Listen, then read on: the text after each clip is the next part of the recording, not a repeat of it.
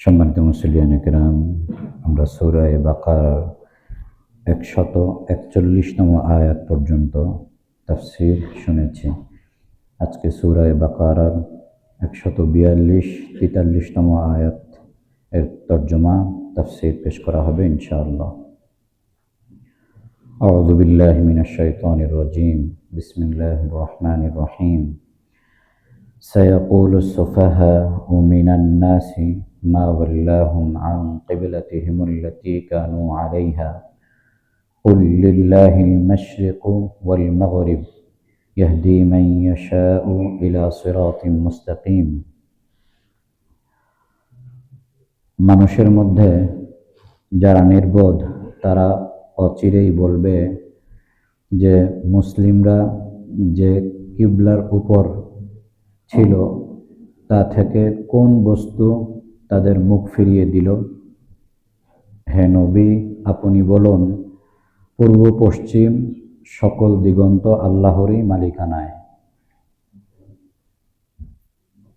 তিনি যাকে ইচ্ছা তাকে সরল পথে পরিচালিত করেন। এখানে একটি ঘটনার প্রতি আল্লাহ তাআলা ইঙ্গিত করেছেন। এই আয়াত থেকে কিবলা সম্পর্কিত আলোচনা শুরু হচ্ছে। ইহুদিদের সাথে যে বিষয়ে মুসলমানদের বিবাদ হয়েছিল, আল্লাহ তাআলা ভবিষ্যৎবাণী করছেন যে অচিরেই তারা এ কথা বলবে। যে তারা কি বলবে? যে কিবলার উপর মুসলিমরা ছিল তা থেকে কি তাদেরকে, কোন বস্তু তাদেরকে ফিরিয়ে দিল। তত রাসূলুল্লাহ সাল্লাল্লাহু আলাইহি ওয়াসাল্লাম মক্কায় থাকাকালীন কাবা শরীফের দিকে ফিরে নামাজ আদায় করতেন। যখন তিনি মদিনায় গমন করলেন, এরপরে আল্লাহ তাআলার হুকুম আসলো যে বাইতুল মাকদিসের দিকে ফিরে নামাজ আদায় করতে হবে। 16 থেকে 17 মাস তিনি বাইতুল মুকাদ্দাসের দিকে ফিরে নামাজ আদায় করেছিলেন। যেহেতু মদিনায় ইহুদিদের সংখ্যা অনেক বেশি ছিল, মদিনায় ইহুদিদের বসবাস ছিল, তো আল্লাহ তাআলার হুকুমে ইহুদিদের ইবাদতের প্রাণ কেন্দ্র বাইতুল মাকদিসের দিকে ফিরে নামাজ আদায়ের নির্দেশ আসলো। কিন্তু রাসূলুল্লাহ সাল্লাল্লাহু আলাইহি ওয়াসাল্লামের অন্তরে সেই আগের যে মক্কাভিমুখী নামাজ আদায়ের চেতনা সেটা ছিল, এবং তিনি চাইতেন যে আল্লাহ তাআলা যেন আবার কাবার দিকে আমাদেরকে ফিরিয়ে দেন। 17 মাস পরে আল্লাহ তাআলার হুকুম আসলো, যেটা 44তম আয়াতে আলোচনা আসছে। আল্লাহ তাআলা তাদেরকে বললেন যে তোমরা আবার আগের দিকে ফিরে যাও। তো যখন তারা কাবামুখী হলেন, আমরা যারা হজে উমরায় গিয়েছি, মসজিদে কিবলাতাইন, যে মসজিদের মধ্যে কিবলার পরিবর্তন হয়েছিল, আসরের নামাজের সময় নামাজের মধ্যেই কিবলার পরিবর্তন হয়েছিল, দুই কিবলার মসজিদ। তো এই ঘটনার পরে যখন কিবলা পরিবর্তন করা হলো, তখন ইহুদিরা বলতে লাগলো যে মুসলমানদের কি হলো, এরা একবার এক এক কিবলা গ্রহণ করে। কিছুদিন এদেরকে দেখলাম এরা বাইতুল মাকদিসের দিকে ফিরে নামাজ আদায় করছে, এখন আবার দেখি এরা কাবামুখী হয়ে নামাজ আদায় শুরু করলো। তো সেই বিষয়টি আল্লাহ তাআলা বললেন যে অচিরেই তারা বলবে। আল্লাহ তাআলা ভবিষ্যৎবাণী করে দিলেন যে দেখবে মানুষের মধ্যে যারা নির্বোধ এরা বলবে যে মুসলমানদের কি হলো, তাদের যে কিবলা ছিল সেখান থেকে ফিরে তারা অন্য কিবলা কেন গ্রহণ করলো। কারণ ইহুদিরা চাইতো মুসলিমরা তাদের মতো বাইতুল মাকদিসের দিকে ফিরেই নামাজ আদায় করুক, এটা তারা চাইতো। তো আল্লাহ তাআলা বললেন, হে নবী, আপনি বলে দিন, লিল্লাহিল মাশরিকু ওয়াল মাগরিব, মাশরিক মাগরিব, পূর্ব পশ্চিম যে কোনো দিগন্তই হোক না কেন, সকল দিকেই আল্লাহ তাআলার মালিকানায়। আল্লাহ তাআলার কুদরত সব জায়গায় বিরাজমান রয়েছে। অতএব পশ্চিম দিকে ফিরলে সেটা বিশেষ কোনো পবিত্রতার দিক, আর পূর্ব দিকে ফিরলে সেটা অপবিত্রতার দিক, এমন কোনো দিকের মধ্যে কোনো পার্থক্য নেই। বাইতুল মাকদিসের দিকে ফিরলে সেই দিকের মধ্যে আলাদা কোনো বরকত আছে, আর কাবার দিকে ফিরলে সেদিকে বরকত নেই, ব্যাপারটা এমন নয়। কোনো দিকের বিশেষ কোনো মর্যাদা নাই। বরং সকল দিকেই আল্লাহ তাআলার হুকুমের মধ্যে, সকল দিকেই আল্লাহ তাআলার মালিকানায়, সব জায়গায় আল্লাহ তাআলা রয়েছেন। অতএব তোমরা যেদিকে ফিরেই নামাজ আদায় করবে সেদিকেই আল্লাহ তাআলা কবুল করে নেবেন। তবে যে কোনো একটি দিক তো নির্ধারণ করা দরকার, যে কোনো একটি দিকে তো মানুষের নামাজ আদায়ের প্রয়োজন রয়েছে, অন্যথায় তো বিশৃঙ্খলা সৃষ্টি হবে। সেই শৃঙ্খলা রক্ষার্থে আল্লাহ তাআলা একটি দিক নির্ধারণ করে দেন। মূল বিষয় হচ্ছে আল্লাহ তাআলার হুকুম পালন করা। আল্লাহ তাআলা যখন যে হুকুম দেন সেই হুকুম পালন করা। আল্লাহ তাআলা যদি এর পরেও অন্য কোনো আয়াত নাজিল করে মক্কার থেকে মুখ ফিরিয়ে যদি এমনটা করতেন, যদিও হয় নাই, মানে মদিনার দিকে ফিরে নামাজ আদায় করো, তাহলে আমাদের কিবলা হতো মদিনার দিকে ফিরেই নামাজ আদায় করা। তাহলে বোঝা গেল দিক কোনো গুরুত্বপূর্ণ বিষয় নয়, গুরুত্বপূর্ণ বিষয় হচ্ছে আল্লাহ তাআলা যে হুকুম দিয়েছেন সেই হুকুম পালন করা। তো আল্লাহ তাআলা নিজেই বলছেন, ইয়াহদি মান ইয়াশাউ ইলা সিরাতিম মুস্তাকিম। আল্লাহ তাআলা যারা সিরাতে মুস্তাকিমের দিকে নিজেকে পরিচালিত করার চেষ্টা করবে তাদেরকেই হেদায়েত দান করবেন।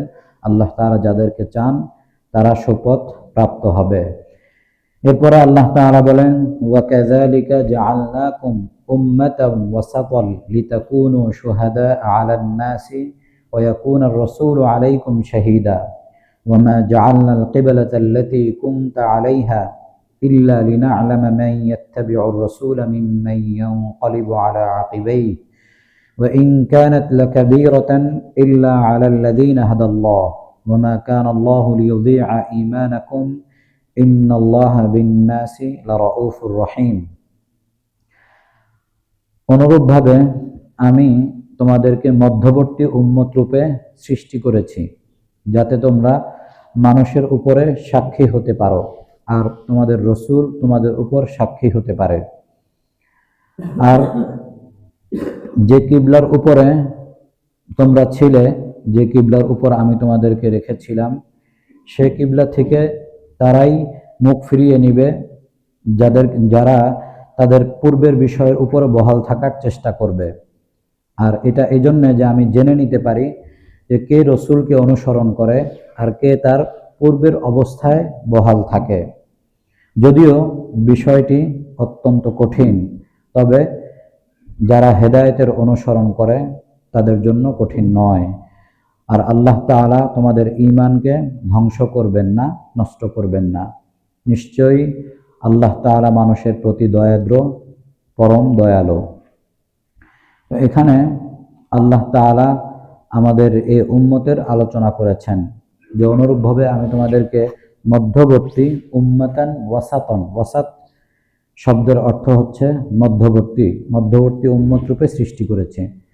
তো ওয়াসাতনের অনেক ব্যাখ্যা মুফাসসিরিন কিরাম করেছেন। প্রথম ব্যাখ্যা হচ্ছে ওয়াসাতনের অর্থ হচ্ছে মধ্যবর্তী, অর্থাৎ ভারসাম্যপূর্ণ, ইফরাত তাফরিত থেকে মুক্ত, বাড়াবাড়ি ছাড়াছাড়ি থেকে মুক্ত, মাঝামাঝি অবস্থায় আমাদের থাকবে। আমরা মধ্যপন্থা অবলম্বন করি সব সময়। পূর্বের উম্মতের মধ্যে বাড়াবাড়ি ছাড়াছাড়ি ছিল সকল ক্ষেত্রে, ইবাদতের ক্ষেত্রে, মুআমালাতের ক্ষেত্রে, মুআশারাতের ক্ষেত্রে, আখলাকের ক্ষেত্রে, সকল ক্ষেত্রে। মুআমালাতের ক্ষেত্রে তাদের বাড়াবাড়ি ছাড়াছাড়ি ছিল, ইবাদতের ক্ষেত্রে বাড়াবাড়ি ছাড়াছাড়ি ছিল। নবীদেরকে তারা আল্লাহর পুত্র বানিয়ে ফেলেছে, এতই সম্মান দিয়েছে, সম্মান দিতে দিতে একবারে আল্লাহ তাআলার পুত্র বানিয়েছে। আবার নবীদেরকে তারা হত্যাও করেছে। এই যে বাড়াবাড়ি ছাড়াছাড়ি। সম্পত্তি অর্জন করার পরে ব্যক্তি মালিকানায় সম্পত্তি থাকবে না, সমাজতান্ত্রিক অর্থ ব্যবস্থা। আবার এমন হতে হবে যে সম্পত্তির অঢেল মালিক হয়ে যাবে, আবার অপর ব্যক্তি গরিব থেকে আরো গরিব হতে থাকবে। তো এই যে প্রান্তিকতা, ইফরাত তাফরিত, বাড়াবাড়ি ছাড়াছাড়ি, যেগুলো পূর্বের উম্মতের মধ্যে ছিল, তো অর্থের দিকে বলেন, ধর্মের দিকে বলেন, মুআশারাত বলেন, সামাজিকতা বলেন, যে কোনো দিকে তাদের মধ্যে বাড়াবাড়ি ছাড়াছাড়ি ছিল, প্রান্তিকতা ছিল। কিন্তু এই উম্মতকে আল্লাহ তাআলা একটি মধ্যবর্তী উম্মত, ভারসাম্যপূর্ণ উম্মত হিসেবে সৃষ্টি করেছেন। ওয়াসাতুনের প্রথম ব্যাখ্যা হচ্ছে ভারসাম্যপূর্ণ, দ্বিতীয় হচ্ছে আদল, ইনসাফ। ওয়াসাতনের আর এক অর্থ হচ্ছে আরবি আদল। আদল মানে ইনসাফ। এই উম্মত হচ্ছে ইনসাফপূর্ণ উম্মত। এই উম্মত কারোর সাথে বেইনসাফি করবে না। আর এই উম্মতের মধ্যে ইনসাফপূর্ণ হওয়ার কারণেই আল্লাহ তাআলা বললেন লিতাকুনু শুহাদা আলান নাস, তোমরা মানুষের উপর সাক্ষী হবে। সাক্ষী হতে হলে সেই ব্যক্তির মধ্যে আদল থাকতে হয়, ইনসাফের যোগ্যতা থাকতে হয়, অন্যথায় সে কাউকে না কাউকে অতিরিক্ত অতিরঞ্জিত বা কম করে ফেলবে। তো যেহেতু আল্লাহ তাআলা আমাদেরকে ইনসাফপূর্ণ উম্মত বানিয়েছেন, সেই কারণে আমাদেরকে আল্লাহ তাআলা এই ফজিলত দান করেছেন যে আমরা অপর উম্মতের সাক্ষী হব। কিভাবে হব? বুখারী শরীফ থেকে নিয়ে অন্যান্য সকল হাদিসের কিতাবে আসছে এই আয়াতের ব্যাখ্যা, যে কিয়ামতের ময়দানে যখন আল্লাহ তাআলা নবীদেরকে জিজ্ঞেস করবেন যে তোমরা কি তোমাদের দায়িত্ব পালন করেছ, তখন নবীরা বলবেন জি হ্যাঁ ইয়া আল্লাহ তাআলা, আমরা তো আমাদের দায়িত্ব পালন করেছি। আর প্রত্যেক নবীর উম্মতকে জিজ্ঞাসা করা হবে তোমাদের এই নবী কি তোমাদের কাছে রিসালাত দাওয়াত পৌঁছিয়েছিল? তারা বলবে আমাদের কাছে কোনো সতর্ককারী আসেনি। এ কথা বলার পরে তখন নবীরা চিন্তায় পড়ে যাবে। তখন নবীরা বলবে আমাদের সাক্ষী হচ্ছে শেষ নবীর উম্মত। তখন আমাদেরকে ডাকা হবে, ডাকার পরে এরপর আমাদেরকে জিজ্ঞাসা করা হবে যে এরা কি, এই নবীরা কি তাদের উম্মতের কাছে দাওয়াত পৌঁছিয়েছিল, দায়িত্ব পালন করেছিল? আমরা বলবো জি হ্যাঁ ইয়া আল্লাহ তাআলা, এই সকল নবীরা তাদের দায়িত্ব পালন করেছিল। তখন বলা হবে যে তোমরা কিভাবে জানলে? তোমরা তো শেষ নবীর উম্মত ছিল, তোমরা তো দেখোনি, তোমরা কিভাবে বুঝলে, তোমরা কিভাবে সাক্ষ্য দিচ্ছ যে এই নবীরা তার উম্মতের দায়িত্ব পালন করেছে?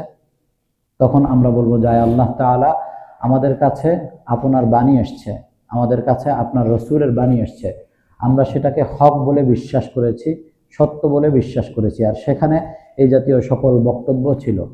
তো যেহেতু আমরা সেটার উপরে বিশ্বাস করেছি, এই জন্য আমরা সাক্ষ্য দিচ্ছি অবশ্যই সকল নবীরা তার উম্মতের কাছে দাওয়াত পৌঁছিয়েছিল, দায়িত্ব পালন করেছিল।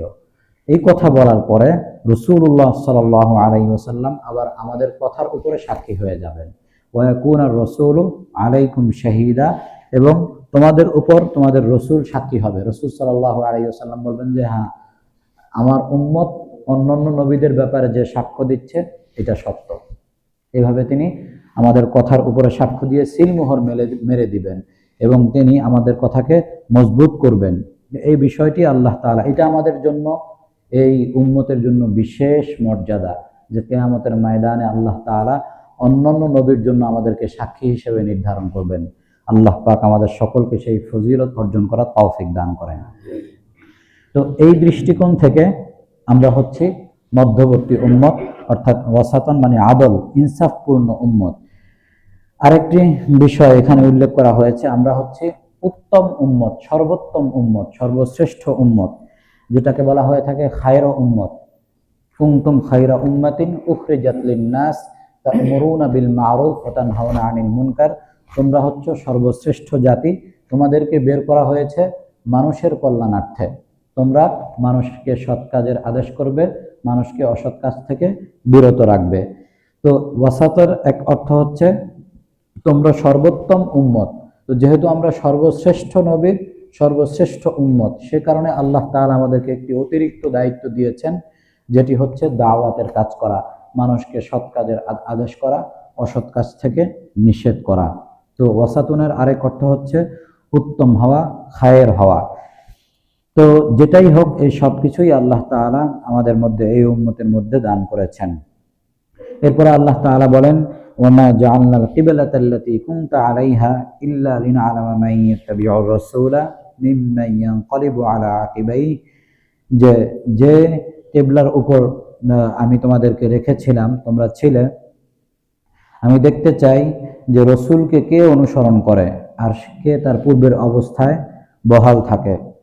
অর্থাৎ পূর্বে যে ঘটনা আমরা আলোচনা করেছি কিবলার পরিবর্তনের বিষয়ে, তো আল্লাহ তাআলা এখানে দেখতে চান যে আল্লাহ তাআলার বান্দাদের মধ্যে থেকে কে এটাকে গ্রহণ করে নেয় মনে প্রাণে, যে রাসূল সাল্লাল্লাহু আলাইহি ওয়াসাল্লাম যেটা বলেছেন সেটাই সত্য, এখানে আমাদের আর কোনো দ্বিতীয় কোনো বক্তব্য নেই যে এটা কোন ধরনের কথা, আমরা পূর্বে এই ধরনের নামাজ পড়তাম, মদিনায় আসার পরে আবার আমাদেরকে বাইতুল মাকদিসের দিকে ফিরানো হলো, এখন আবার আমরা কাবামুখী হতে হলো।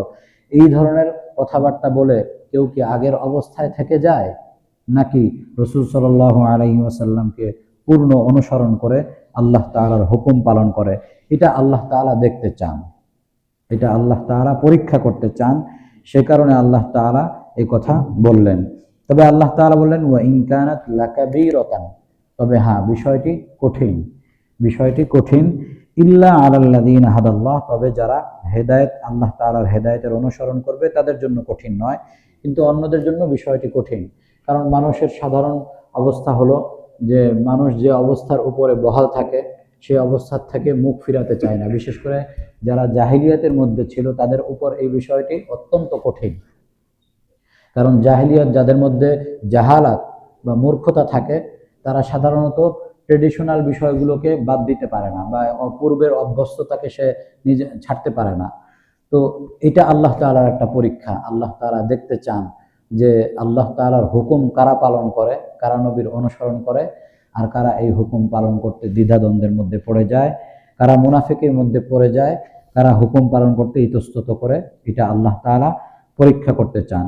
কিন্তু এই বিষয়টি মানুষের জন্য কঠিন, সেটাও আল্লাহ তাআলা উল্লেখ করে দিয়েছেন। কিন্তু এই কঠিন হওয়ার পরেও যারা এটাকে গ্রহণ করবে, সাথে সাথে গ্রহণ করবে, তাদের জন্য আল্লাহ তাআলা বিরাট পুরস্কার এবং বিনিময়ের ব্যবস্থা রেখেছেন।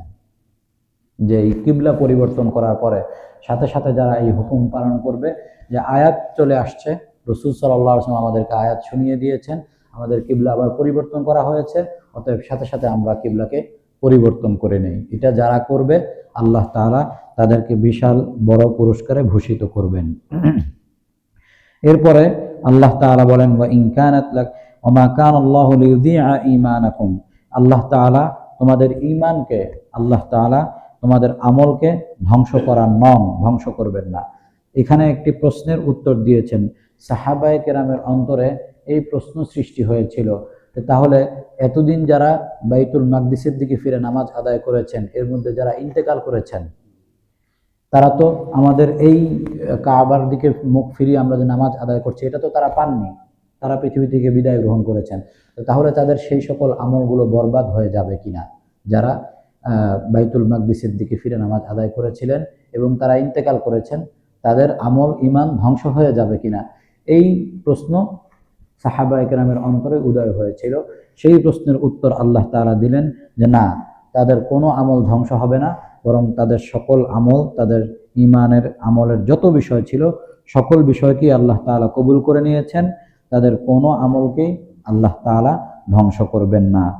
ইন্নাল্লাহা বিন-নাসি লারাউফুর